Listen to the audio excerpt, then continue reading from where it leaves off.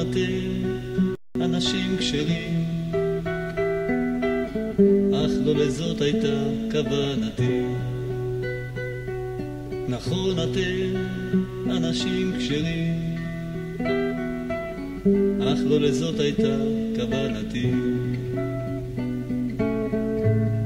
רציתי שתהיו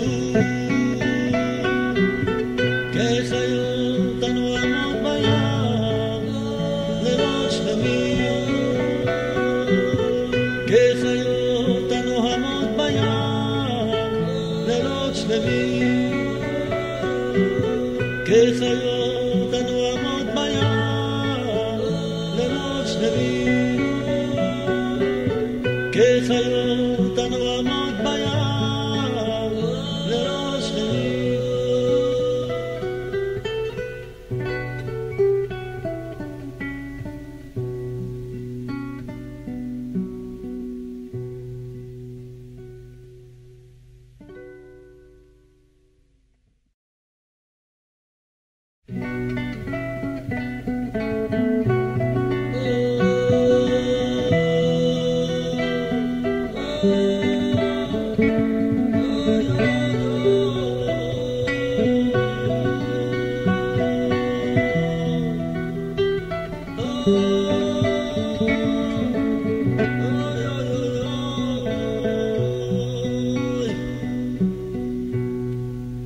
נכון אתם אנשים כשרים, אך לא לזאת הייתה כוונתי. נכון אתם אנשים כשרים, אך לא לזאת הייתה כוונתי. רציתי שתהיו כחיות הנועמות בים לילות שלמים, כחיות הנועמות בים לילות שלמים. נכון אתם אנשים כשרים, אך לא לזאת הייתה כוונתי. נכון אתם אנשים כשרים, אך לא לזאת הייתה כוונתי. רציתי שתהיו כחיות הנועמות בים.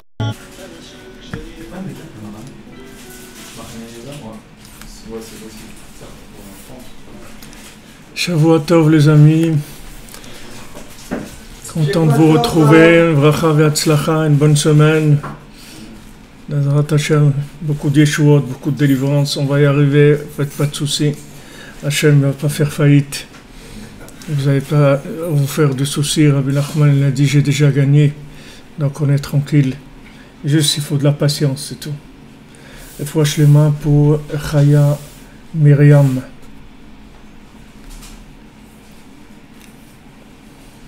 Et fois les mains pour Rav Israël Yitzhak Ben Fortuné.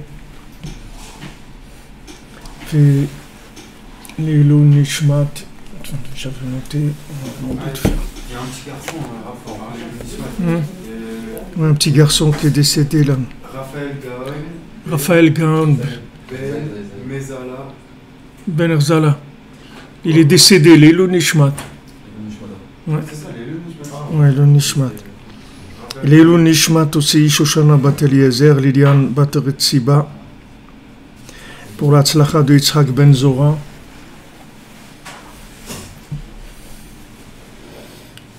Franchement pour Chaya Myriam Bat Mesaouda.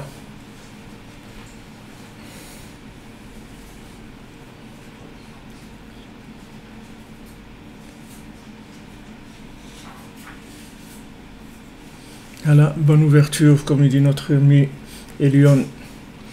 Elion, bonne ouverture de cœur. Refouachement aussi pour notre ami Aaron Ben Rivka, qui est très grippé. Que des bonnes choses. Alors, vous savez, Rabbi Nachman, il a écrit, à part les Sfarim qu'il a écrit, le Likutei Moharan, les Sipurim Asiyot, les Sefer Amidot, Rabbi Nachman, il a écrit encore 2 autres livres, un livre qui s'appelle le livre brûlé, un livre qui s'appelle le livre caché. Alors le livre brûlé, quand il a décidé, c'est-à-dire il n'a pas décidé, il pleurait beaucoup, une fois il y a Rabbi Shimon, son shamash, qui est rentré le voir et le Rebbe pleurait beaucoup et il a dit voilà, j'ai ce livre-là que j'ai écrit, ce livre-là, et maintenant j'ai perdu ma femme, mes enfants à cause de ce livre, parce que j'ai révélé ce que j'ai révélé dans ce livre, et maintenant on veut me prendre à moi, alors c'est ou le livre ou moi. Alors Rabbi Shimon il dit mais c'est sûr s'il y a un doute que vous allez partir ou autre, c'est sûr qu'il faut brûler le livre. Mais le Rebbe pleurait beaucoup, il dit parce que j'ai beaucoup de peine, parce que ce livre-là, c'était un autre niveau complètement de tout ce qu'il avait écrit jusqu'à présent. Et donc ils ont pris la décision de le brûler, le Rebbe il a dit de le brûler. Et ce livre-là, s'il avait été révélé, alors tout le monde aurait vu qui c'est Rabbi Nachman. Le monde aurait vu tout de suite qui c'est Rabbi Nachman, ça y est, le monde il aurait été vers sa réparation, etc. Après, il a écrit un autre livre, encore plus élevé, beaucoup plus élevé que celui-là. Ce livre-là, le livre brûlé, il a dit que s'il y a un tzaddik qui est chacham, un tzaddik qui est sage en même temps, alors il peut comprendre un petit peu dans ce livre-là, le livre brûlé. Tzaddik et chacham, ça veut dire que c'est un tzaddik, mais il est chacham dans les 7 chokhmot, dans les 7 sagesses qu'il y a. Les 7 sagesses, c'est l'astrologie, ces genres de sagesse-là, les 7 sagesses qu'il y a. S'il connaît ça, et en même temps il a un tzaddik qui peut comprendre un petit peu. Mais le livre caché, il dit il n'y a aucun être humain qui peut comprendre quoi que ce soit dedans. Et ce livre caché-là, il y aura que Mashiach qui donnera des explications sur ce livre-là. Mais personne ne peut comprendre ce livre-là. Et ça, ce livre-là, il a écrit 5 ans avant d'être décédé, le livre caché. Donc il a été caché. Et alors Rabbi Nathan, il dit, imaginez où il est arrivé Rabbeinu dans ces 5 ans-là. Puisque Rabbeinu jamais est resté une seconde sans progresser. Donc pendant ces 5 ans-là, à quoi il est arrivé, dans quel niveau il est arrivé, tout ça pour révéler la miséricorde d'Hachem dans le monde, montrer à chacun qu'il ne connaît pas du tout Hachem, que s'il connaissait Hachem, il serait joyeux,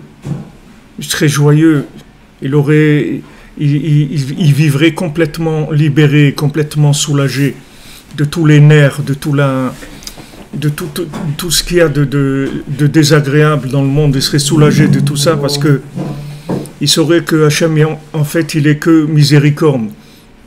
Et tout ce qui lui arrive, il le prendrait bien comme quelqu'un qui va chez le dentiste et le dentiste, il lui fait un peu mal et tout. Mais ça va, il sait que c'est pour le soigner et tout, donc il est pas vraiment en colère. Il a un peu mal, mais il n'est pas en colère.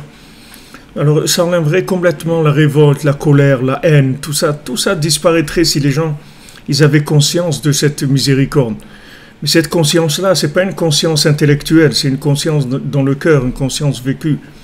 Et ça, il n'y a que le tzaddik qui peut nous donner ça. Parce que tous les gens qui sont là, c'est tous des gens eux-mêmes qui sont dans le problème. Donc il y a personne qui a cette solution. Le tzaddik, il a la solution de vraiment montrer à chacun, à chacune, que tout ce qu'il vit, c'est que la miséricorde d'Hachem. Même s'il croit que sa vie, elle n'est pas réussie, elle n'est pas 100% réussie, elle n'est pas comme elle devrait être, etc. Il faut qu'il sache qu'elle est réussie comme Hachem, il veut qu'elle soit, et qu'il n'y a que du bien. Le tout, c'est d'y croire, c'est tout. Si on y croit, alors tout devient bien, il n'y a pas de problème. Même les choses qui n'ont pas l'air bien, elles sont bien aussi. Ça, c'est ce que Rabbi Nachman veut révéler au monde. C'est ce pourquoi il est venu, pour établir un lien entre toute créature et Hachem. Et ce lien, il commence d'abord par la confiance. Si tu n'as pas confiance dans Hachem, si tu n'as pas confiance que Hachem il t'aime et tout ce qu'il fait c'est pour ton bien, comment tu vas établir un lien avec lui?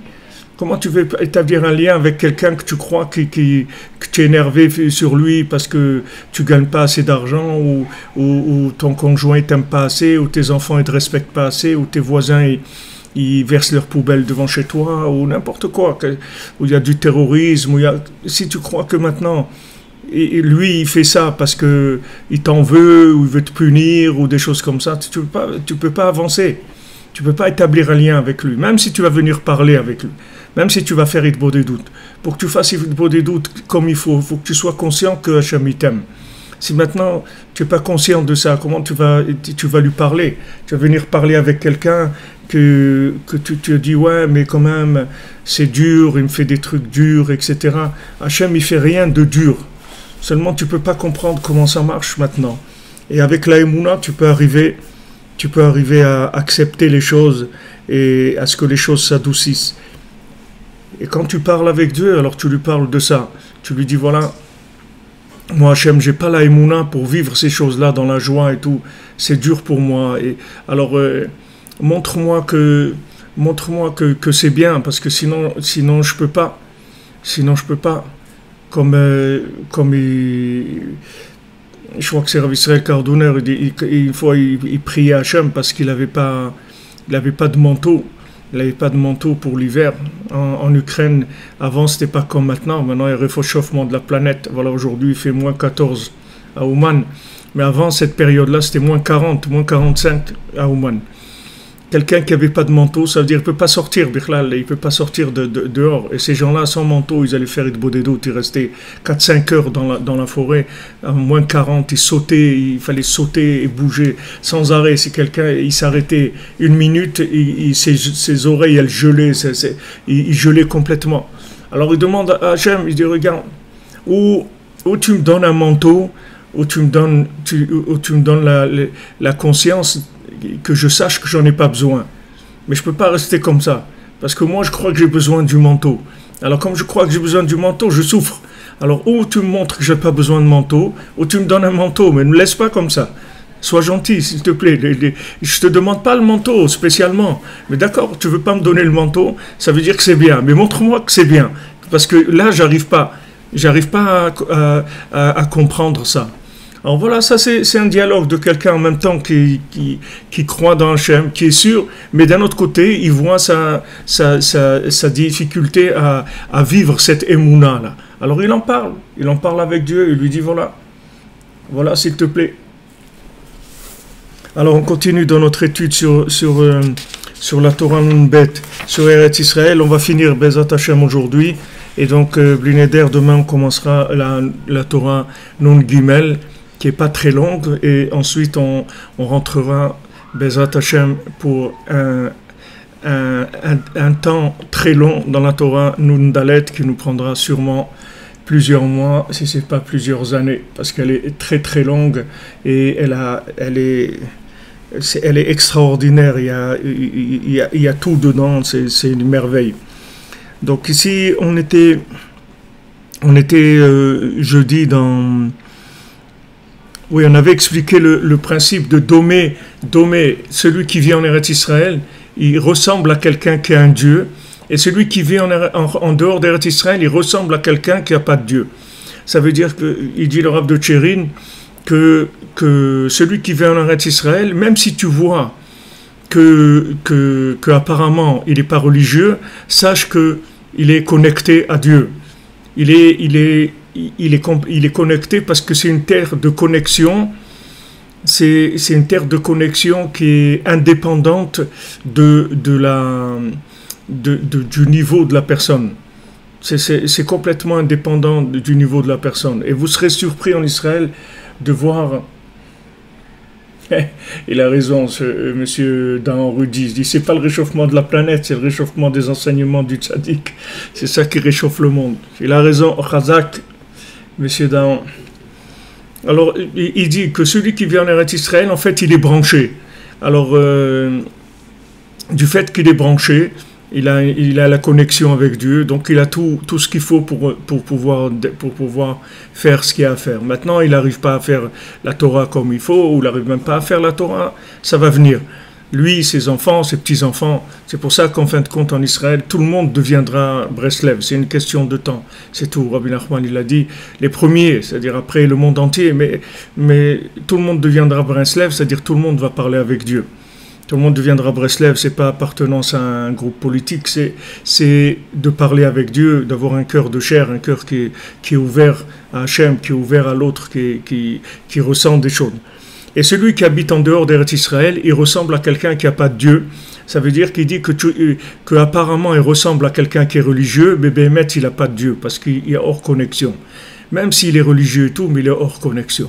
Donc il y a une possibilité de se connecter à Eretz Israël, même quand on est en dehors d'Eretz Israël, c'est par le fait qu'on est mitboded, c'est-à-dire qu'on est badad. Badad, ça veut dire bad bebad, ça veut dire qu'on est ensemble avec Hachem. Donc on se connecte, on parle avec lui, et à ce moment-là, on s'inclut dans la conscience d'Eretz Israël. Mais sinon, si quelqu'un il a une approche de mitzvot qui n'est pas avec un dialogue avec Hachem, il va être déconnecté. C'est-à-dire il va vivre un judaïsme déconnecté, avec beaucoup de contradictions, beaucoup de mélanges, beaucoup de... Vous voyez par exemple, je vous donne un exemple très simple. Vous ne trouverez pas en Israël un rabbin qui est philosophe. Ça n'existe pas. Ça n'existe pas. Vous ne trouvez pas en Israël un rave qui est rave et qui étudie la philosophie. Ça n'existe pas. Mais en dehors d'Eretz Israël, ça existe. Vous avez des rabbins philosophes qui écrivent des choses sur la philosophie et sur le judaïsme. Ça existe. Parce que c'est un judaïsme qui permet ces mélanges-là. C'est-à-dire qui laisse rentrer de la philosophie, et c'est pas contradictoire avec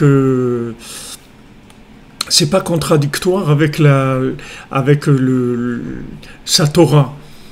Attention, au point de vue Torah et tout, ce sont des gens très sérieux. C'est pas des gens qui sont light. Ils ont un judaïsme très sérieux dans Shabbat, dans la Kashrut, dans tout. Ils sont très sérieux. Mais il n'y a pas de... Ça ne dérange pas la philosophie. Alors qu'en Israël, c'est impossible. C'est impossible que quelqu'un, ils sont un rabbin, un rave, qui rave vous prenez les grands raves d'Israël, et le rave d'Israël, vous ne pouvez pas prendre le rave Amar ou le rave Badia Yosef qui fait de la philosophie, c'est impossible. C'est quelque chose, c'est pas impossible politiquement, c'est impossible pour lui. Il ne peut pas du tout avoir accès à des choses comme ça. Parce que c'est connecté. Du moment où c'est connecté, il n'y a pas de possibilité que ça soit autrement. En France, ils ont un débat depuis quelque temps. Est-ce que dans un couple, l'infidélité, c'est quelque chose qui renforce le couple, pour tenir le couple? Ils ont ces idées-là. Maintenant, ces choses-là, comment on peut imaginer des choses comme ça? C'est parce que les gens, ils sont complètement tarés, c'est tout. Parce que comment tu veux aimer quelqu'un? Comment tu peux prétendre aimer? La Torah, elle dit que aimer, la preuve de l'amour, c'est la jalousie. La jalousie, c'est une preuve d'amour. La jalousie, c'est pas quelque chose de négatif. C'est quelque chose qui prouve que tu aimes. Quand tu aimes, tu es jaloux. Comment tu veux rentrer des bêtises comme ça dans le monde? Ça montre que tu aimes pas que ce que tu cherches. C'est du plaisir, c'est tout. Parce que si tu aimais, jamais tu peux imaginer une chose pareille. Aimer quelqu'un, tu ne peux pas imaginer une bêtise comme ça de l'infidélité, que ça renforce le couple. Il faut être complètement taré sur ça pour dire une chose pareille. Complètement, c'est-à-dire d'où ça vient ça? Parce qu'il n'y a pas d'amour, c'est pour ça. Il n'y a pas d'amour. Pourquoi je vous donne cet exemple? Parce que vous voyez dans le vécu, sur le terrain, comment les gens y vivent quand ils sont débranchés. Quand les gens y vivent des vies de couple débranchées. Pourquoi ils arrivent même à parler d'un débat comme ça? C'est honteux de parler d'un débat comme ça. Mais moi, j'ai honte de dire ces choses-là, mais je vous le dis pour montrer comment ça marche dans cette chose-là. C'est-à-dire comment ça marche l'amour, l'engagement, la fidélité. C'est-à-dire, c'est la moindre des choses. C'est la moindre des choses. Tu ne peux pas prétendre aimer Dieu et mettre de la philosophie dans ta Torah. C'est impossible. Ah, maintenant, pourquoi tu fais ça? Parce que tu n'es pas marié avec Dieu, c'est tout. C'est pas ton seul amour, Dieu. C'est pas ton seul repère. Pourquoi c'est pas ton seul repère? Parce que tu te trouves en dehors d'Eretz Israël. Et qu'en dehors d'Israël, c'est pas quelque chose de naturel, la connexion avec Dieu. Tandis qu'en Israël, c'est naturel. Vous avez 99% des gens en Israël qui vous diront toujours Bezrat Hashem, avec l'aide de Dieu, et Baruch Hashem, merci mon Dieu, c'est que des miracles. Même si des gens vous les verrez sans kippa ou n'importe. Quand il y a des roquettes qui tombent à côté et tout, c'est que des miracles d'Hachem, que juste au moment où on est sorti de la maison, il y a eu ça. Vous voyez que les gens, ils ont ça omniprésent dans leur vie, parce que c'est une connexion qui est naturelle. C'est naturel, la connexion elle est naturelle. Tandis que si vous voulez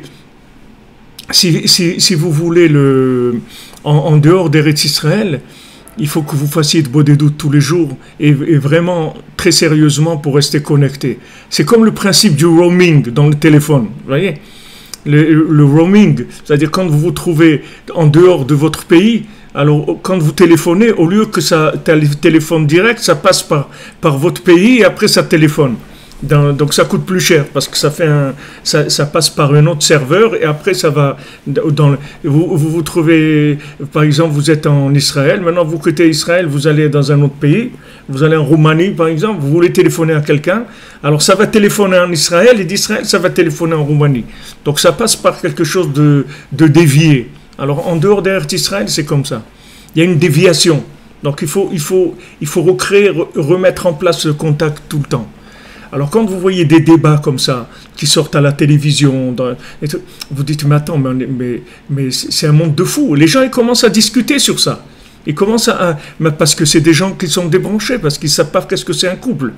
Un couple qui parle ensemble, qui sont liés, qui a une confiance en eux, un amour entre eux. Qu'est-ce qui peut parler de choses comme ça? C'est des choses abominables, c'est des films d'horreur. C'est des films d'épouvante de parler de choses comme ça. C'est horrible. Comment on peut accepter dans un pays de laisser des débats comme ça même? Comment on peut parler des débats comme ça? Il y a des pays où tu pourrais pas, ça passerait pas, ça serait censuré, ils ne laisseraient pas parler de choses comme ça. Parce que après quand ça rentre, vous savez quand ça rentre, les gens ils en parlent. Alors après les gens ils croient que c'est ça la vie. Et après ils passent à côté de la vie. Parce qu'ils n'ont jamais goûté qu'est-ce que c'est une vie familiale, qu'est-ce que c'est d'être ensemble, de construire ensemble, d'être liés, d'être echad, d'être vraiment ensemble. Ils n'ont jamais goûté ça. Ça vient du fait que le vécu, c'est pas un vécu c'est pas un vécu véritable, c'est pas un vécu connecté. Alors ça c'est ce qu'on avait vu jeudi.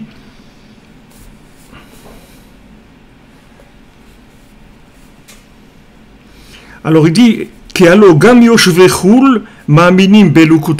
dit même ceux qui habitent en dehors d'Eretz Israël, ils ont la émouna dans Hachem. Rak me'achar she'enam zochim ledvekut ou bitul amiti. Comme ils n'arrivent pas à une dvekut, c'est-à-dire être attachés à une soumission véritable d'un niveau parfait, mahmat hanal, parce qu'ils sont en dehors d'Eretz Israël. Alken domé comme she'eno eloka. Donc il ressemble à quelqu'un qui n'a pas de Dieu. Donc la hitbodedut, ça va être la réparation, puisque la hitbodedut, c'est ce qui se permet de s'inclure dans Hachem.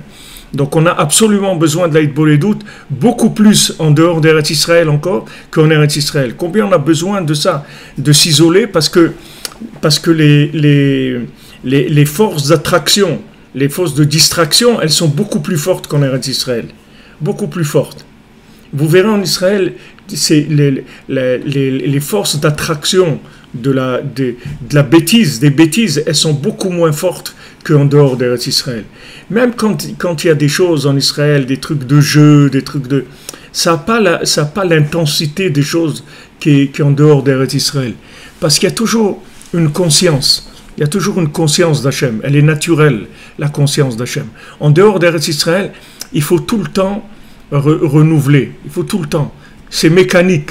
C'est pas automatique. C'est pas automatique, c'est mécanique. C'est-à-dire c'est un...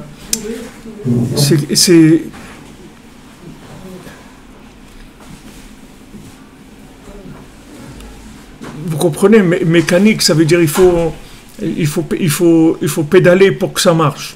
Il faut y aller, il faut faire des... Tandis qu'en Israël, c'est comme le vélo électrique. Ça marche, ça roule, c'est tout, il y a un moteur, ça roule. C'est-à-dire, c'est naturel. Le contact, le rapport, il est naturel. Alors, il y a des gens, vous voyez, ça arrive souvent. En tout cas, moi, j'ai souvent eu cette expérience où j'ai conseillé à des gens qui m'ont demandé qui voulaient monter en Israël et qui m'ont demandé conseil. Alors la première chose que je demande quand il y a des gens qui veulent monter en Israël, je leur demande, est-ce que vous avez du shalom bayit? Est-ce que votre épouse, elle est d'accord avec vous pour monter en Israël? Est-ce que vous êtes tous les deux d'accord? Parce que si vous n'êtes pas tous les deux d'accord, il ne faut pas monter en Israël. Parce que si vous montez en Israël et que vous n'avez pas un shalom bayit, vous allez détruire votre foyer. Il dit, mais comment on va en Israël? Non, c'est parce qu'en Israël, on ne peut pas mentir sur ça. En dehors d'Eretz Israël, vous pouvez vivre une simulation de couple. Vous pouvez vivre un film de couple. En Israël, ça ne marche pas. Ou c'est vrai, ou ça casse. Il n'y a pas de possibilité de vivre une fausse vie familiale. Ou maintenant, le couple, ils s'entendent, ou si maintenant ils ont des problèmes, et surtout qu'ils sont habitués des années à vivre avec le problème comme si ce n'était pas un problème. C'est-à-dire, ils vivent comme ça, c'est tout. Il y a des disputes, des trucs qui ne s'entendent pas, chacun il fait sa vie un peu, il n'y a pas de problème. Maintenant, sur Eretz Israël, ils ne sont pas d'accord. Alors le mari, il essaye de dire à la femme, ouais, on y va, ou la femme, elle essaye de dire au mari, bon, il faut comment... C'est-à-dire, ils ne sont pas d'accord tous les deux sur ça, ils ne peuvent pas monter, c'est très dangereux. Et des gens, Béhémet, à qui j'ai dit de ne pas monter, qui sont montés, ils ont explosé la famille, et ils sont repartis tous les deux d'Eretz Israël, et chacun, il a fait sa vie de son côté. Ils se sont séparés. Alors qu'en dehors d'Eretz Israël, ils étaient ensemble. C'est vrai que ça marchait pas super, leur couple, mais ils tenaient. Parce que c'est pas le même rapport. Ici, vous branchez sur quelque chose de vrai.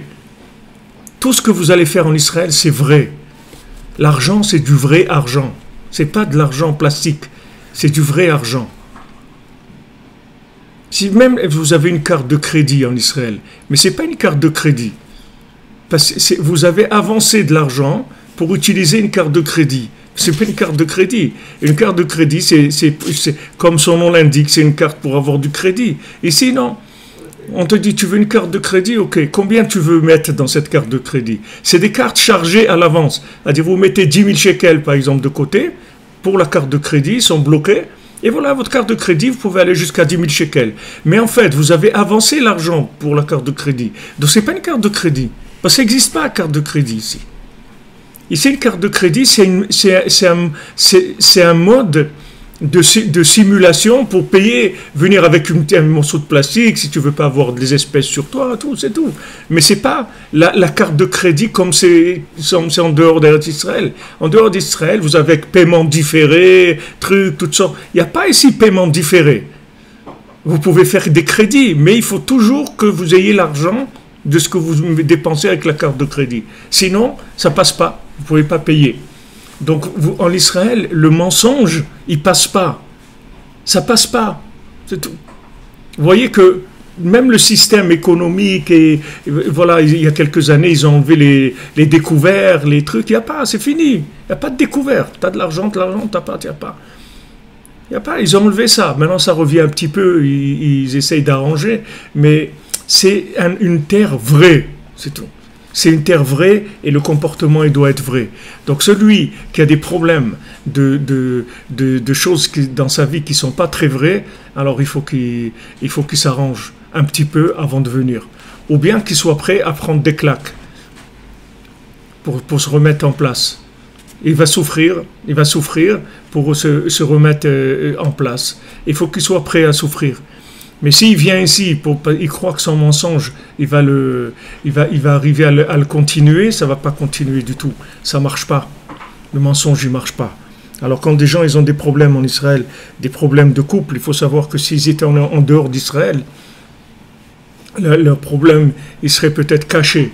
Et ici, ils règlent les problèmes. Dès le départ, ils font les ajustements qu'il faut pour que les choses elles marchent. וזה שכתוב הן עם לבדד ישכון, לבדד ממש. Donc c'est un peuple qui habite dans les Vadad, c'est-à-dire les Vadad Ishkon, c'est-à-dire il vit dans la Hitbodedut, c'est là-bas où il habite. Les Vadad Ishkon, dans Vadad Ishkon.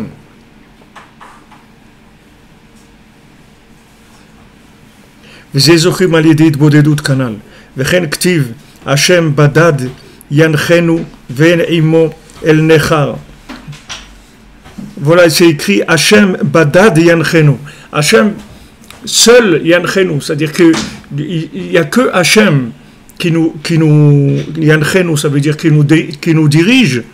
Ven immo el nechar. Et il n'y a pas d'autre divinité étrangère. Il n'y a que Hachem, c'est tout. Alors dans l'explication simple du pasuk du verset, ça veut dire Hachem, c'est le seul qui nous dirige. Et il n'y a pas d'autre divinité. Mais dans l'explication dans laquelle on est dans Vakit Vodedut, c'est extraordinaire parce qu'il te dit, regarde, Hachem Badad, c'est-à-dire quand maintenant tu fais Vodedut, alors c'est que Hachem qui te dirige.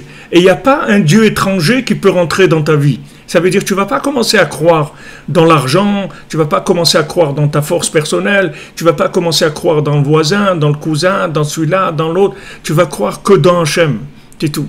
Hachem Badad Yanchenu. Il n'y a que lui qui va me diriger. Pourquoi ? Parce que Badad, parce que comme je suis mitboded, je parle avec lui, il n'y a que lui qui me dirige. Et il n'y a pas de Dieu étranger qui se glissera dans ma vie. C'est-à-dire, je ne vais pas adorer des choses intermédiaires.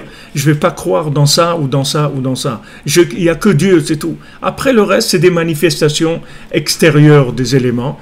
Quand j'ai besoin, j'en parle avec Hachem, je lui exprime le problème et c'est tout. J'ai fait ce qu'il y avait à faire. Le reste, après, c'est pas mon ressort. Je vais pas aller frapper les gens, ni aller demander quoi que ce soit aux gens en croyant que c'est eux qui me donnent. Je vais pas leur lécher les bottes parce qu'ils m'ont aidé ou truc. Pas du tout. Je fais ce que j'ai à faire, c'est tout. J'ai des rapports humains normaux avec les gens, mais je sais que derrière toutes ces marionnettes-là, il y a Hachem, c'est tout. Mais cette conscience, si tu veux qu'Hachem, Yanchenu, si tu veux qu'Hachem il te dirige, alors Badad, il faut que tu prennes le temps d'être mitboded avec lui. Et ça, il faut ça tous les jours, pas une fois par semaine, une fois par mois. Il faut que ça soit tous les jours si tu veux être pris en charge de façon permanente et régulière. Veze vaishkon Israël batach badad en Yaakov el Eretz. C'est ça, Vaishkon Israël, Betach Badad. Donc Israël, elle a résidé dans la tranquillité, dans l'assurance, dans la tranquillité. Badad, parce que elle est dans la Hitbodedut. Comme elle est dans la Hitbodedut, elle est tranquille. An Yaakov el Eretz, la vision de Yaakov sur la terre. Hainu Yerushat Eretz Israël, c'est-à-dire hérité d'Eretz Israël. Hériter d'Eretz Israël, hériter d'Eretz Israël, ça veut dire hériter d'Eretz Israël, c'est pas avoir uniquement un morceau de terre à mon nom. Hériter d'Eretz Israël, ça veut dire vivre connecté en Eretz Israël, vivre connecté, vivre branché. C'est ça l'héritage d'Eretz Israël. וזה יעקב, כי גם אצל יעקב נאמר, ויוותר יעקב לבדו, היינו בחינת ביטול והתבודדות. Quand on voit que Yaakov, il s'est battu seul avec Esav. Oui, quand le soir, il y a l'ange de Esav qui est venu se battre avec Yaakov. Qu'est-ce qu'il a écrit? ויוותר יעקב לבדו. C'est-à-dire Yaakov, il était seul. Seul, il s'est battu. Qu'est-ce que ça veut dire seul? C'est-à-dire c'est qu'avec la Hitbodedut, c'est avec ça qu'il s'est battu contre Esav. Si tu fais Hitbodedut, Esav, il ne peut rien te faire. Parce que Esav, sa naissance, son existence, c'est le pluralisme. C'est ça son existence. Il vit du pluralisme. Il vit du fait que les gens ils croient dans ça, ils croient dans ça, ils croient dans plein de choses. Tandis que maintenant, quand tu fais Hitbodedut, c'est fini. Tu as fait tomber, Esav, il va venir, il va te dire, ouais, tu vas faire ça. Voilà, par exemple, j'ai vu là un article. Il y a un chanteur israélien très connu, je ne sais pas comment il s'appelle, mais très connu. Maintenant, ils lui ont proposé de faire l'introduction de l'Eurovision. Et ça va tomber Shabbat. C'est-à-dire, je ne sais pas si c'est vendredi soir, ça tombe, ou je ne sais pas. Mais en tout cas, c'est Shabbat. Lui, il a dit, regardez, moi, je ne suis pas un religieux, mais Shabbat, je ne travaille pas. Je travaille pas. C'est-à-dire que je suis désolé, mais ça, je le ferai pas. Ah, maintenant, on va te payer 1 million de shekels et tout. Il n'y a pas d'argent pour le Shabbat, vous comprenez pas? L'argent et Shabbat, ça n'a rien à voir. On n'achète pas, on vend, il n'est pas à vendre le Shabbat. Il ne peut pas s'acheter le Shabbat. Quelqu'un qui est chômeur Shabbat, personne il peut lui. Alors, tu vois que quelqu'un qui garde Shabbat, Shabbat, c'est. Rabbeinu dit Shabbat, il y a le Shabbat de la terre, c'est Eretz Israël, puisque Eretz Israël s'appelle Shabbat. Et on voit dans plusieurs Veshavta, l'Aretz, Eretz Israël c'est Shabbat, puisqu'il y a la Shemitah, il y a les 7 années où on a la Shemitah, la 7e année, c'est le Shabbat de la terre, c'est une terre qui garde Shabbat. Il y a le Shabbat du monde, c'est le Ham Israël et le Tzaddik qui s'appelle Shabbat, et il y a le Shabbat du temps qui est le jour du Shabbat. Ces éléments-là, ils ne sont pas à vendre. Ils ne sont pas à vendre. Voilà, une fois, il y avait je vous donne un exemple sur le Shabbat, sur le tzaddik qui s'appelle Shabbat. Il y a un rabbin en France, une fois, qui m'a contacté, et il travaille dans une communauté, et il a été pris, il a été choisi parmi tout, ils étaient très contents de lui, etc. Et au moment où se réunit avec le comité pour faire le contrat, il dit, mais voilà, une chose je vous dis, c'est que moi je vais à Ouman à Rosh Hashanah, donc je ne peux pas être ici. Alors les gens disent que ça veut dire ça. Un rabbin, il n'est pas là à la synagogue, dans notre synagogue au Rosh Hashanah. Ça, il n'est pas question, etc. Et dans le comité, il y avait le président. Le président, il dit, mais qu'est-ce qu'il y a? Il n'y a aucun problème. Moi aussi, je vais à Ouman, à Rosh Hashanah. Il dit, qu'est-ce qu'il y a? Eh bien, on va trouver quelqu'un. Je m'en occupe. Je trouve quelqu'un qui le remplace à Rosh Hashanah. Faites pas de soucis. Laissez-le partir. Voilà, mais parce que la personne, elle est venue, elle a posé ses conditions. Maintenant, il aurait pu dire, regarde, on va commencer, et une fois qu'ils vont s'habituer, tout ça, et je vais essayer après de dire que je vais aller à Ouman à Rosh Hashanah, peut-être ça va passer, ou peut-être pas. Non, il a été clair, il a dit, regardez-moi, Ouman, Rosh Hashanah, c'est tout. Sachez que moi, je vais à Ouman à Rosh Hashanah. Ça s'appelle badad. Ça s'appelle badad. Badad, ça veut dire qu'il y a des éléments qui sont uniques, qui sont absolus dans ta vie. Donc ces choses-là, tu ne les bouges pas. Shabbat, c'est badad, c'est-à-dire que le tzaddik, c'est badad. Shabbat, c'est badad. Quelqu'un, il te dit, viens, Shabbat, tu vas faire une super affaire, tu vas gagner. C'est même pas la peine de discuter. Shabbat, c'est Shabbat. D'accord? Ou Eretz Israël, quelqu'un va te dire, tu vas quitter Eretz Israël, tu vas venir, on va te donner un business quelque part, tu sais, tu vas gagner. Il dit, tu comprends pas que moi je préfère vivre ici, je préfère mourir ici que de vivre dans un autre endroit. Parce qu'ici, on est connecté, on vit, il y a une joie de vivre, il y a une présence, il y a une chaleur, il y a une affection d'Hachem qui est extraordinaire. Jamais je laisserai ça pour aller nulle part. Ça, ce sont des points de badad. Badad, ça veut dire connecté. Ça veut dire badad. Ça veut dire que la chose, elle est unique dans ma vie. Avec quoi tu vis ta vie? Tu la vis avec des principes. Si ces principes-là, tu les lâches, mais après, tu n'existes plus. Si tu n'as pas des principes absolus dans ta vie, tu les lâches, mais il n'y a plus rien. Il n'y a plus rien. Il n'y a plus rien dans la vie. Il y avait des gens, quand il y avait le truc du gouche créatif et tout, combien de gens ils ont quitté la Torah, ils ont quitté Eretz Israël après, parce que les gens, ils croyaient dans ça, c'était toute leur vie. Ils se sont installés là-bas pour construire, on leur a enlevé ça. Alors ils se sont dit, mais attends, mais tout l'idéal, tout le truc qu'on croyait et tout, mais on s'est trompé, c'est tout, c'est pas possible. On a investi toute notre vie là-dedans. Même les gens qui étaient, même les cimetières, ils leur ont déplacé. Même le cimetière où il y avait les gens de leur famille qui étaient enterrés, ils ont déplacé. C'était horrible, c'était un moment très très dur à vivre pour les gens. Alors il y a des gens qui se sont immolés. Pourquoi ils se sont immolés? Parce que c'est plus la peine de vivre. Si tu as perdu tes repères absolus, la vie, elle sert à rien.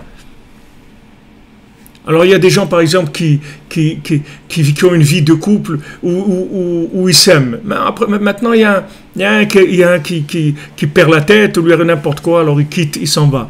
Et le deuxième, il a envie de mourir. Alors quand tu lui dis, ouais, mais c'est pas grave et tout, tu dis c'est pas grave parce que tu sais pas ce que ça veut dire aimer. Aimer, ça veut dire être dans l'autre. C'est ça aimer. C'est-à-dire aimer, ça veut dire que tu vis pas dans toi, tu vis dans l'autre. On t'enlève l'autre, tu n'existes plus. Pourquoi il y a des avérotes dans la Torah qu'il vaut mieux te laisser tuer que de les transgresser? Pourquoi Hachem, il veut que tu meurs?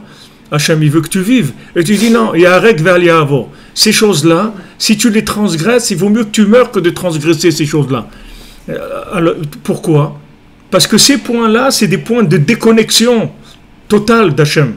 Tu fais rentrer quel acher, quel nechar, tu fais rentrer un dieu étranger.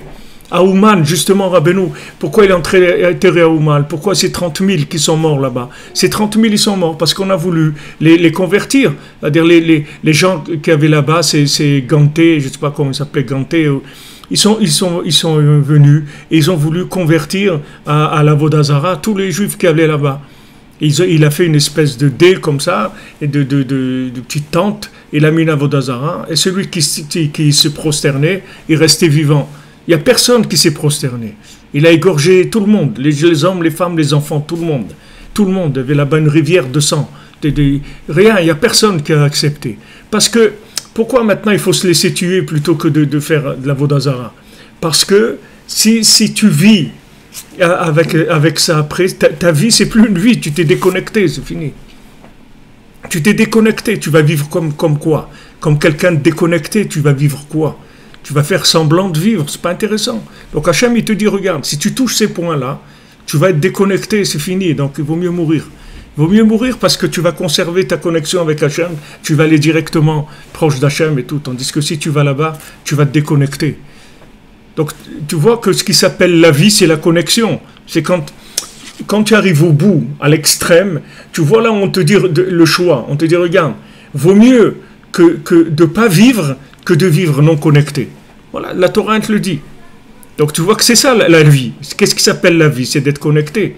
Alors des fois les gens, ils font de la morale, ils disent, bon mais c'est pas grave que il t'a quitté ou elle t'a quitté, tu peux... Mais ils ne comprennent pas ce que ça veut dire aimer. Les gens, ils ne savent pas qu'est-ce que ça veut dire aimer. Quand tu vois Rabbi Nathan, quand tu vois Rabbeinu qui décède, et Rabbi Nathan, il ne veut pas y croire. Il ne veut pas y croire. Rabbeinu lui dit, je vais partir, je vais mourir. Il ne veut pas y croire. Il ne veut pas croire ça. Ça ne peut pas lui rentrer dans la tête, dans le cœur, impossible. Parce que s'il croit ça, il va mourir. Lui aussi, il va mourir. S'il croit que le tzaddik, il va mourir, lui aussi, il meurt. Il ne peut pas. Il ne peut pas. Pourtant, combien de temps il a connu Rabbi Nathan? 7 ans.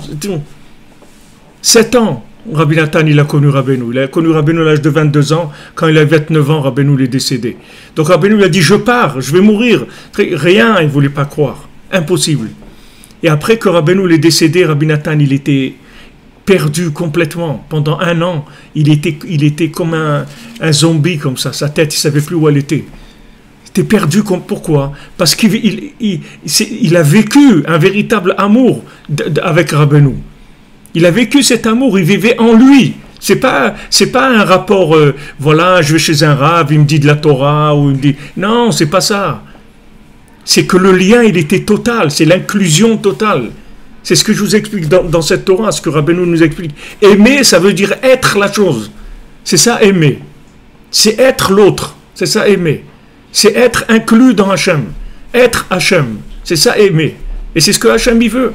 Hachem, il veut que tu t'inclues dans ta racine. Ça veut dire que tu t'inclues dans ta racine. C'est-à-dire que tu aimes tellement Hachem que tu ne peux rien faire d'autre que de lui faire plaisir, c'est tout. Il n'y a rien d'autre dans ta vie qui t'intéresse que de faire plaisir à Hachem, c'est tout. Et jamais tu feras quelque chose qui va le décevoir. Jamais. Pourquoi? Pas parce que tu as un Yetzirah ou pas de Yetzirah, ou parce que c'est une mitzvah, ou parce que tu l'aimes, c'est tout. Tu ne feras pas quelque chose qui risque de te déconnecter de lui. Parce que l'amour que tu as pour lui, il est au-dessus de tous les plaisirs de ce monde et de tout l'argent de ce monde et tout ce que tu veux. Tu ne feras jamais quelque chose qui peut te déconnecter de lui. Donc ça s'appelle aimer. Donc quand quelqu'un il dit « Ouais, mais c'est pas grave, bon... une de perdue, 10 de retrouvée. » Non, tu ne sais pas qu'est-ce que c'est aimer, c'est tout. Parce que tu ne sais pas ce que c'est. Si tu dis ça, ça veut dire c'est comme tu as un briquet dans la poche, ok, tu l'as perdu, c'est pas grave, tu vas acheter un autre, c'est rien du tout, tu vas pas aimer ton briquet, c'est pas grave. Tu peux aimer un briquet, si c'est quelqu'un que tu aimes qui te l'a offert, alors ce briquet, il prend une autre forme, une autre dimension. Mais aimer quelqu'un, c'est ne pas pouvoir vivre sans ça. C'est pas ne pas pouvoir vivre pour un rapport d'intérêt quelconque. C'est que je suis tellement devenu l'autre que si l'autre il s'en va, il m'emmène avec lui. Je peux pas. Ça veut dire que ça va être très difficile de me remettre de ça. Très très difficile. Parce que je suis devenu l'autre. Jusqu'à que je quitte l'autre. Ça va prendre beaucoup de temps. Ça va être très difficile. Et c'est possible que j'arrive pas à passer l'épreuve. C'est ça ce que ça veut dire badad. Donc quand Yaakov Avinu, il se bat avec l'ange de Esav, il est badad, c'est-à-dire lui il est tellement connecté avec Hachem que Esav il peut pas l'atteindre, il peut rien lui faire de mal parce qu'il est connecté avec Hachem. Si tu es connecté avec Hachem, il n'y a rien dans le monde qui peut te faire du mal, rien. Même si tu as des gens, des trucs, celui-là il est contre, celui-là il te fait des soucis, il ne peut pas te faire du mal. Il ne peut pas parce que tu es inclus dans l'infini, tu es inclus dans les énergies les plus fortes qu'il y a dans le monde. Et si jamais quelqu'un veut te faire du mal, alors Hachem il vient, il s'occupe de lui, comme le tzaddik qui s'occupe de lui. Combien de fois Rabbeinu il a fait en sorte que des gens ils sont morts parce qu'ils voulaient embêter ces hommes, ils voulaient lui faire du mal à ces hommes. Rabbeinu s'est arrangé pour que ces gens y meurent. Parce que l'amour, il marche dans les deux sens. Ça ne marche pas que dans un sens. Quand Yaakov quitte Lavan, Hachem il vient chez Lavan, il lui dit attention si tu touches Yaakov. Attention si tu lui parles mal. Attention, fais attention à toi, gare à toi. Alors Lavan il vient chez Yaakov, il dit qu'est-ce que je peux faire? C'est pas que je voulais pas te faire du mal. Je voulais te faire du mal. Je voulais te détruire, je voulais te tuer, toi, mes filles, mes petits-enfants, tous. Je voulais tous vous... Lavan bikesh la'akor et takol. Lavan, il voulait tuer tout le monde. Lavan, il est pire que Esav. Il voulait tuer tout le monde. Hachem, il lui dit, fais attention. Pourquoi? Parce que badad. Parce que Yaakov, il aime Hachem. Hachem aussi, il aime Yaakov. Je ne sais pas, ça ne va pas que dans un sens. L'amour, il va dans les deux sens. Plus tu aimes Hachem, et plus il t'aime, et plus il te protège, et plus il te donne ce dont tu as besoin, plus il s'occupe de toi. Donc cette notion de badad, ça veut dire que les massés, comme il a dit avant, bad bevad, c'est-à-dire on devient echad, bad bevad, ça veut dire un avec l'autre. Bad bevad, ça veut dire un avec l'autre, ça veut dire on devient echad. Echad, c'est la même chose. C'est la même chose. Tu vois, cet amour des mamans, des grands-mères, quand il y a quelque chose de bon, tu vois que la maman, elle a plus de plaisir que son enfant, il mange cette chose-là, et que plutôt qu'elle le mange. Même si elle aime cette glace ou ce gâteau ou ce truc, elle le donne à son enfant. Quand elle voit son enfant prendre du plaisir et manger cette chose-là, elle est plus heureuse que si c'est elle-même qui le mange. Parce qu'elle est tellement inclue dans l'enfant. Elle l'aime tellement qu'il n'y a pas moi. Ça n'existe pas moi. Je vais prendre plus de plaisir dans le plaisir de l'autre que si c'est moi qui prends le plaisir tout seul.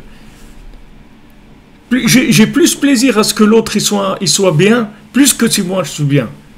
Ça veut dire aimer. Mais ça aussi, c'est pas une technique. C'est pas de la technique, c'est le résultat d'un engagement, c'est le résultat d'une vie. Donc quand Yaakov Avinu, il sert Hachem, il aime Hachem, il est avec Hachem complètement dans sa vie. Im Lavan garti vetariag mitzvot shamarti, j'ai habité chez Lavan et j'ai gardé les 613 mitzvot. Sache-le, dit à Esav, sache-le, ne crois pas que moi je suis quelqu'un d'influençable. Je ne suis pas quelqu'un d'influençable. Ce n'est pas parce que je ne suis pas influençable de nature, c'est parce que je suis engagé de façon absolue, c'est tout. Comme je suis engagé de façon absolue, ne crois pas que tu peux... Pourquoi il lui dit ça? Pourquoi Esav, c'est un directeur d'Yeshiva qui va lui faire il va lui faire une interrogation, qui dira, oui, c'est bien, tu as gardé les 613 mitzvot. Qu'est-ce qu'il a à faire, Esav, que Yaakov garde les 613 mitzvot chez Lavan? Qu'est-ce qu'il veut lui dire par là? Qu'est-ce que tu crois qu'il veut il fait un concours de mitzvot, il dit j'ai réussi, j'ai gardé les... Il n'a rien à faire des mitzvot, Esav, non. Il lui dit sache, quand il lui dit ça, il dit sache, il n'y a aucune influence extérieure qui peut rentrer dans ma vie, sache-le. Personne ne peut rentrer dans ma vie. Pourquoi? Parce que je suis entièrement avec Hachem. Je suis inclus dans Hachem. Donc j'ai une protection totale dans tout. Et pourquoi il avait peur? La Gemara elle dit, chez Loïc Grand Machet, il avait peur que la fait peut-être une faute et que cette faute-là, elle enlève la protection d'Hachem. Parce que la faute, c'est quoi? C'est une trahison de la confiance, c'est une trahison de l'amour, c'est ça une faute. Tu peux pas dire quelqu'un, voilà, je t'aime et je suis entièrement avec toi, et à côté tu fais quelque chose qui est pas, qui est pas qui trahit la confiance. Tu peux pas. Alors après tu te sens mal. Alors lui il avait peur. Il dit peut-être j'ai fait une faute. Peut-être il fait une faute. Peut-être il n'a pas compris qu'il fallait se marier avec Léa d'abord, avant de se marier avec Rachel. Il a fait quelque chose qui était pas... Et ça risque de faire un petit ombre dans la confiance. Et ça risque de laisser la porte, Chas v'Shalom, à Esav de rentrer. Donc à Esav, il rentre par là. Esav, il rentre quand tu as un trou dans l'engagement, dans la confiance. Maintenant, tu n'arrives pas. On parle pas ici d'être des gens parfaits. Il n'y a personne qui est parfait, qui ne va pas fauter. Seulement, si tu veux être un être parfait, tu fais Hitbo des doutes. C'est pour ça que Rabbeinu dit, si tu fais Hitbo des doutes, Behemet, t'es un tzaddik. Même si tu fais ce que tu fais, mais t'es un tzaddik. Pourquoi? Parce que le principal, c'est que tu sois lié avec Hachem. C'est ça le principal. Si tu es lié avec Hachem, même les avérotes que tu fais, ça va devenir des mitzvot. Et si tu n'es pas lié avec Hachem, même les mitzvot que tu fais, c'est juste de la simulation de mitzvot. Ce n'est pas des vrais mitzvot. Les vrais mitzvot, elles commencent par aimer d'abord Hachem. Comme je vous ai dit, le schéma, Ve'avta et Hachem elokecha bechol levavcha v'chol nafshecha v'chol medecha. Tu vas aimer Hachem de toutes tes forces. Maintenant, les choses que je vais te dire, ok, tu vas faire les mitzvot. Mais d'abord, il faut que tu aimes Hachem. Comment je vais aimer Hachem? Ils ont demandé à Rabbeinu, les élèves, Rabbi, comment on peut aimer Hachem? Il dit avec ton cœur, avec ta bouche. Voilà comment tu vas aimer Hachem. Tu as une bouche et un cœur, ok, parle avec lui, c'est tout. Parle avec lui, mets ton cœur, et avec ça tu vas arriver. Et ça c'est dans tout. Tu veux aimer tes enfants, tu veux aimer ton conjoint, parle avec lui, tu as une bouche et un cœur, parle avec lui.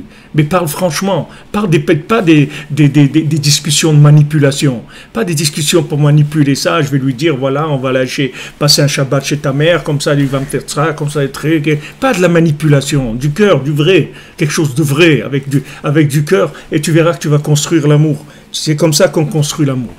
C'est pas avec des cadeaux et des sorties, c'est pas ça. Les sorties, les cadeaux, tout c'est magnifique s'il y a de l'amour. Mais c'est pas ça l'amour. L'amour, c'est la fusion des individus, c'est la fusion avec Hachem. À ce moment-là, c'est comme dit Manuel, non, qui est-ce qui dit ça? Philippe Bongiardi. Philippe Bongiardi, c'est le berger corse. Il dit l'amour, c'est l'unicité. Il dirait Echad. On est Echad. Donc Yaakov, voilà d'où elle vient sa protection. Alors que Yaakov ne croyait pas que c'était un boxeur un poids lourd de boxe qui s'est battu contre Esav. Yaakov, c'est un homme simple, c'était pas un gibor de se battre avec Esav. Seulement, comme il était badad, comme il était que avec Hachem tout le temps, donc il savait que Esav ne pouvait rien lui faire. Et il a battu l'ange de Esav et il a terminé avec Esav. Pour l'éternité, il a terminé. C'est grâce à lui qu'on a terminé avec la force de Esav. Esav, il à ce moment-là, ça y est. Esav, il a reconnu que les bénédictions, elles revenaient à Yaakov. À ce moment-là, quand Yaakov il s'est battu avec Esav, Rashi dit « Hodalo ala brachot ».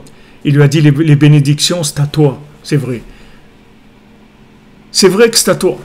C'est tout, je suis d'accord, c'est à toi. Ça y est, Yaakov, il a pris les bénédictions. Pour l'éternité, c'est pas rien pour ce moment-là. Ça y est, c'est fini. Les bénédictions de Esav, elles ne sont pas à Esav, elles sont à Yaakov. Ah, Yaakov, il a fait toutes ses ruses pour les prendre parce qu'il n'y avait pas la maturité pour pouvoir encore sortir ce débat officiellement. On était obligé de passer par des choses qui n'étaient pas directes. Mais maintenant qu'il est arrivé vraiment, après ces épreuves qu'il a passées chez Lavan, qu'est-ce que c'est Lavan? Lavan, il s'appelait Monsieur Leblanc et il était noir, Lavan. C'est-à-dire que l'endroit de Lavan, c'est que tout à l'envers. Tout à l'envers. Tout à l'envers, Lavan. Il lui dit, voilà, je te donne Rachel, il lui donne Léa, il ne payait pas, il truc, il embrouillait, tout, c'est que de l'embrouille, c'est tout. Il est rentré là-bas, Yaakov, il est sorti, il a tenu, attaché à l'absolu, attaché avec Hachem. tout le temps, jour et nuit, en été, en hiver. Il dit la nuit, j'étais dans le froid du désert. Les amplitudes thermiques qu'il y a dans le désert, elles sont énormes entre le jour et la nuit. Il était dans le chaud, dans le froid, tout le temps avec Hachem. Il n'a jamais lâché. Avec ça, il a récupéré tous les éléments de vérité pour les rendre palpables et viables dans la réalité de tous les jours. Donc à ce moment-là, il n'avait plus peur et Esav, il a reconnu. Il a reconnu pourquoi Esav il était dans l'erreur, pourquoi il voulait tuer Yaakov, parce que il pensait que les brachot elles lui revenaient. Quand il a vu qui c'était Yaakov, il a dit c'est à toi les brachot. Je reconnais, prends-les, c'est pour toi. Ça y est, il a terminé Yaakov avec Esav. Il a réglé le problème de Esav, terminé. Il n'y a pas eu de... Maintenant, cette chose-là, aussi, il faut que les enfants de Yaakov ils gardent cette bénédiction-là.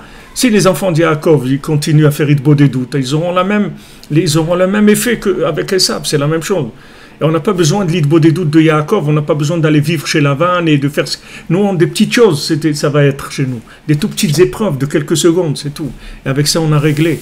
Donc, quand on fait Idbo des doutes, on est protégé, c'est tout. Parce que même Esav, il te laisse tranquille, de façon consciente. C'est pas qu'il va te laisser tranquille parce que tu lui as fait peur et tout. Tu vas pas lui faire peur. Au contraire, il va venir, il va te dire c'est à toi, c'est tout. Je reconnais, c'est à toi. Je reconnais ta place, je reconnais la mienne. Et on va travailler ensemble. Mais pour ça, regardez la grandeur d'Idbo et doute. Le Rav de Tchérin, il écrivait des choses...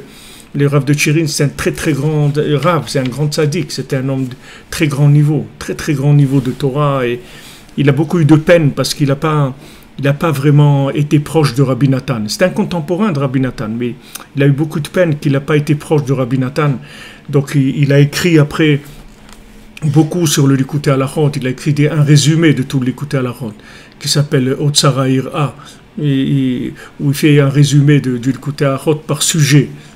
Aleph Bet comme ça, Emet, Emouna, Banim, Brit, etc. Il a fait par Aleph Bet des résumés de l'Ikutei Halachot.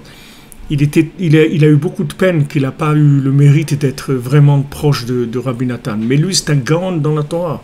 C'est un Gaon, c'est des niveaux extraordinaires. Quand il était enfant, son père, il était orphelin. Son père, il venait étudier tous les soirs avec lui de l'autre monde. Il venait étudier avec lui. Quand il avait 9 ans. Il était orphelin, mais son père, toutes les nuits, venait étudier avec lui. Pour vous dire, regardez, des gens, c'était des gens de très très haut niveau. Et ce qu'il écrit ici, ce sont des choses extrêmement profondes. Ce qu'il écrit, vous prenez chaque phrase qu'il dit ici, c'est plein d'allusions. C'est pas des choses, il n'écrit pas ouvert complètement. C'est que des allusions de choses qui sont très profondes. Regardez que tout ce qu'il a amené sur la notion de badad, sur la notion de... Et ils n'avaient pas un ordinateur, ils n'avaient pas Google pour chercher combien de fois il y a écrit badad dans la Torah. Tout ça, c'est de la Torah, c'est dedans. Alors, le Rav de Tchérin, il avait une mémoire photographique. Quand il regardait un livre, il connaissait par cœur. Quand il était enfant, une fois, il a été chez un marchand de livres. Et le marchand de livres, il a dit il voulait acheter un livre. Il a dit combien il coûte ce livre. Alors, le marchand lui a dit tel prix. Il lui a dit tu peux me faire un prix et tout. Alors le marchand il dit non, il dit mais tu sais si tu veux pas me le vendre, je le connais déjà par cœur le livre. C'est-à-dire s'il tournait les pages comme ça de tout le livre, il connaissait par cœur. Même s'il lisait pas, il avait une mémoire photographique, il faut photographier. C'est comme quelqu'un il prend des photos, au lieu que ça aille sur la pellicule, ça va dans sa tête, dans son cœur. C'est un gaon géant de la Torah, le Rav de Tchérin. Il a écrit par Parot la Chochma, il a écrit Zimrat Haaretz, Yekara de Shabbata. Il dormait jamais le Shabbat, le Rav de Tchérin. C'est des gens de très très haut niveau. Donc les explications qu'il a données là, ce sont des explications qui sont extrêmement profondes et qui ouvrent beaucoup les notions dont Rabbeinu parle. C'est-à-dire il les ouvre beaucoup dans la Torah, dans les versets de la Torah et tout. Les notions, il permet de les palper dans des applications, si tu veux, que tu n'aurais pas imaginé tout seul. Tu vas voir Idbo des doutes, il faut parler avec Dieu, la nuit, t'isoler et tout. Mais tu ne peux pas imaginer ces applications-là, jusqu'où elles vont. C'est-à-dire jusqu'où ça va, la Idbo des doutes. Et là, il te fait rentrer, il te fait goûter le résultat de la Idbo des doutes dans la vie de tous les jours, des gens qui ont pratiqué ça, à quoi ils sont arrivés. Donc, Vater Yaakov Levado, Shenichlal Az Berduto Itbarach Mamash. Il s'est inclus à ce moment-là dans l'unité d'Hachem Mamash. Chez Zeikar Shlemut Haitbodedut. Que ça, c'est la perfection de la Hitbodedut. Perfection de la Hitbodedut, c'est être inclus dans Hachem. Il y a une inclusion morale et après, il y a une inclusion émotionnelle. Il y a d'abord une inclusion morale, c'est-à-dire que maintenant, tu arrives dans ton dialogue avec Hachem à sentir sa présence et donc tu t'engages moralement à ne plus faire de bêtises là où tu sais que tu peux faire quelque chose, que ça te demande un effort, tu t'engages. Là où tu peux pas, tu lui demandes. Après, il y a quelque chose d'émotionnel qui se passe. Il y a un engagement émotionnel, c'est-à-dire que Mamash, après, tu vis connecté avec lui tout le temps. Donc, tu n'auras plus de difficultés après. Ce ne sera pas un effort. Tu ne feras pas un effort de ne pas faire de bêtises et autres. Ça va être naturel chez toi. Tu ne vas pas faire des bêtises.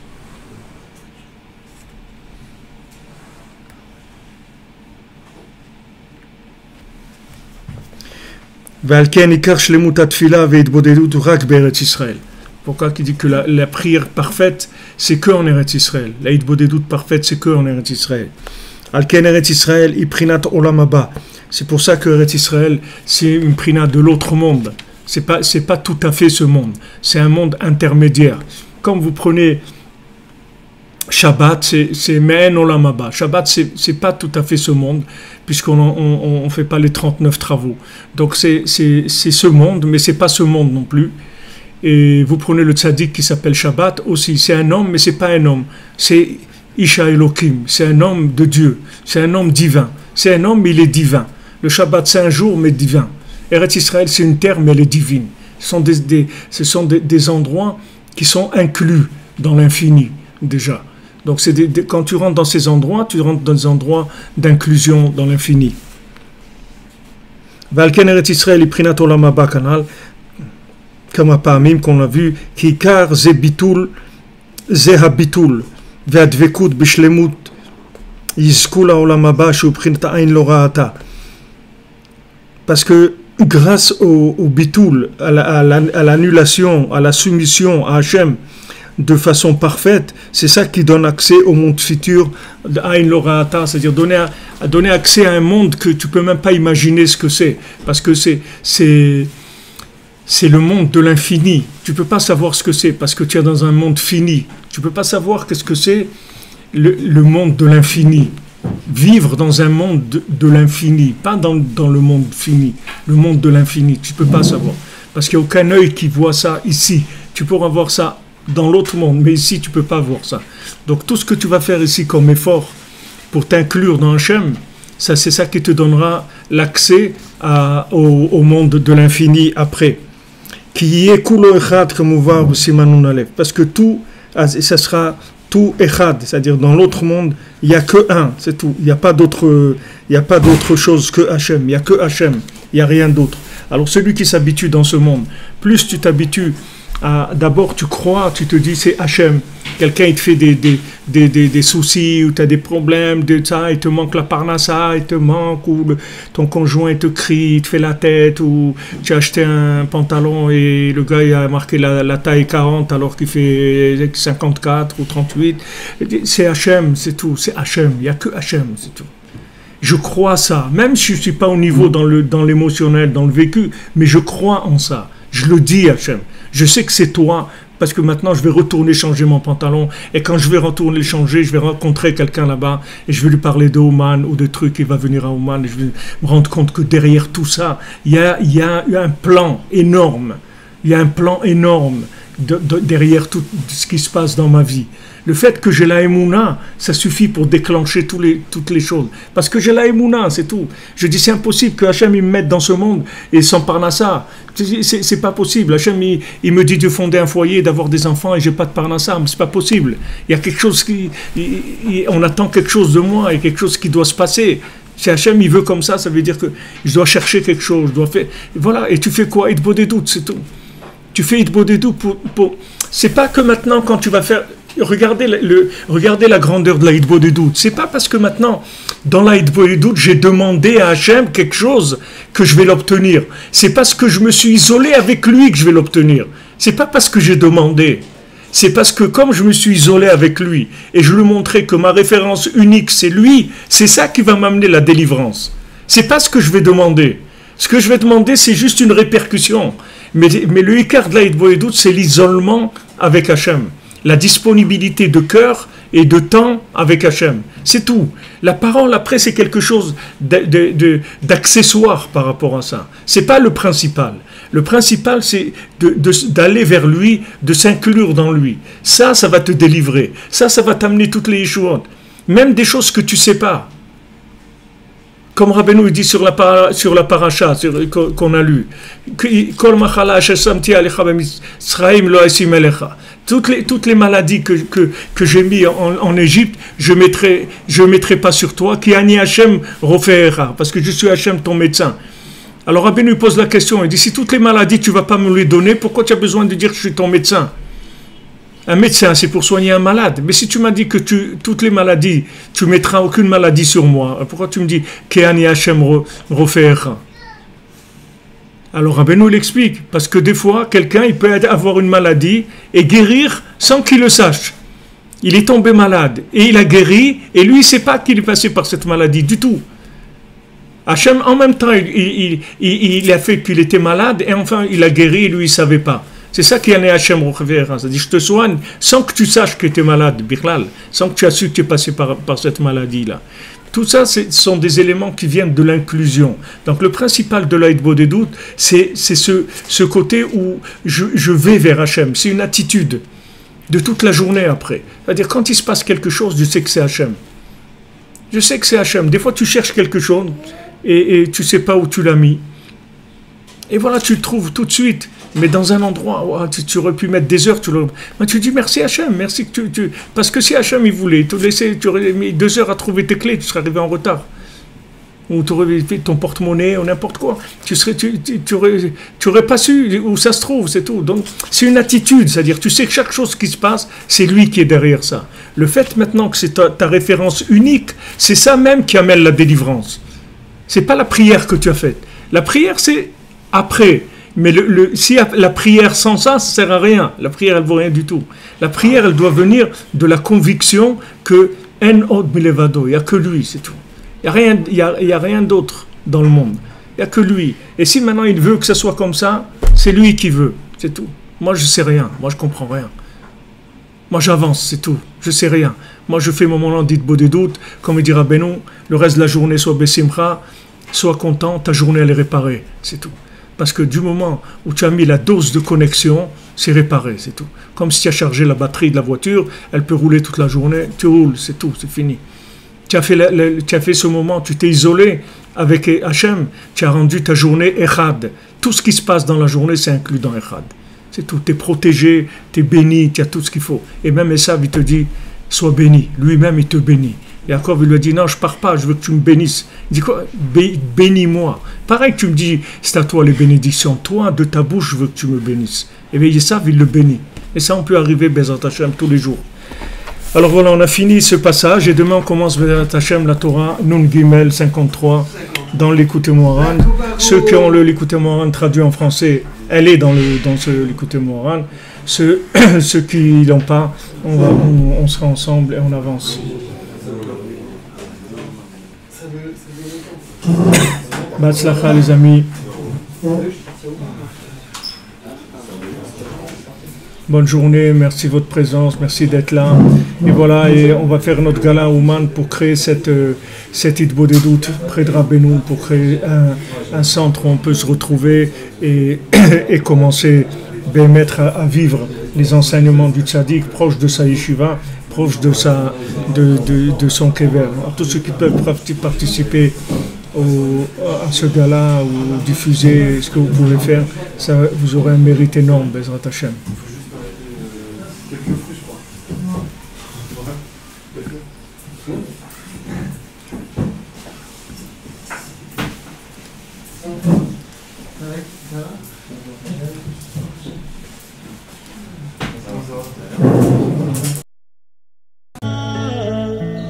שלמים, כחיות הנועמות בים, לילות שלמים,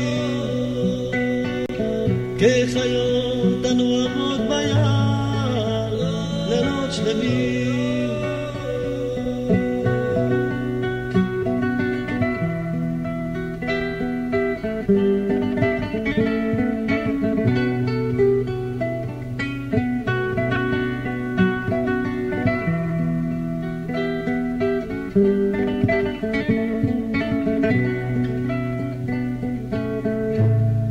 רציתי שתהיו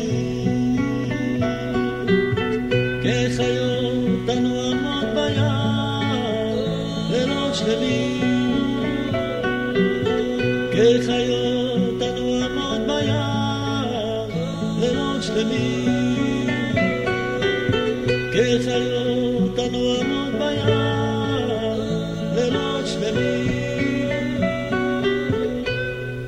נכון אתם אנשים כשרים,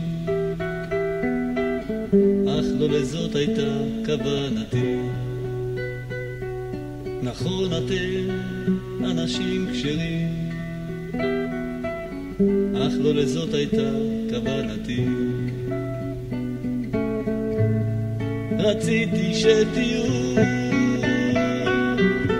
כחיות הנועמות בים, לילות שלמים,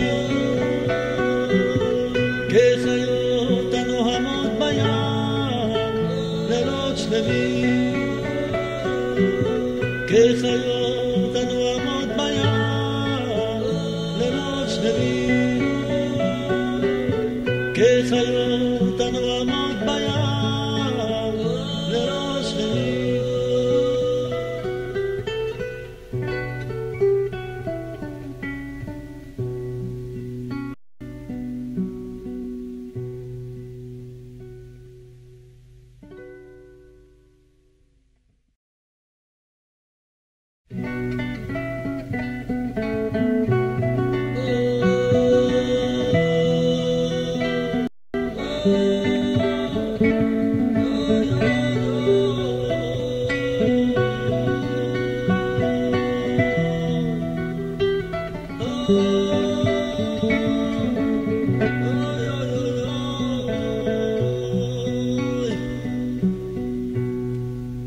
נכון אתם אנשים כשרים, אך לא לזאת הייתה כוונתי. נכון אתם אנשים כשרים, אך לא לזאת הייתה כוונתי. רציתי שתהיו כחיות הנועמות בים, לילות שלמים, כחיות הנועמות בים, לילות שלמים. נכון אתם אנשים כשרים, אך לא לזאת הייתה כוונתי. נכון אתם אנשים כשרים, אך לא לזאת הייתה כוונתי. רציתי שתהיו כחיות הנועמות בים, לילות שלמים, כחיות הנועמות בים, לילות שלמים, כחיות הנועמות בים, לילות שלמים.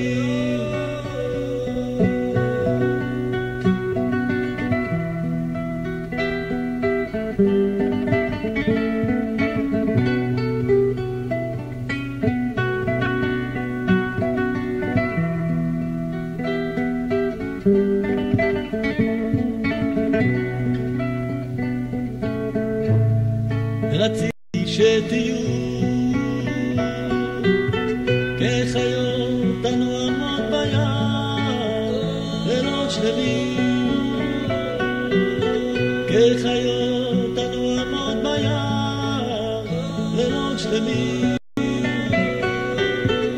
וחיות הנועמות בים לילות שלמים. נכון אתם אנשים כשרים, אך לא לזאת הייתה כוונתי. נכון אתם אנשים כשרים,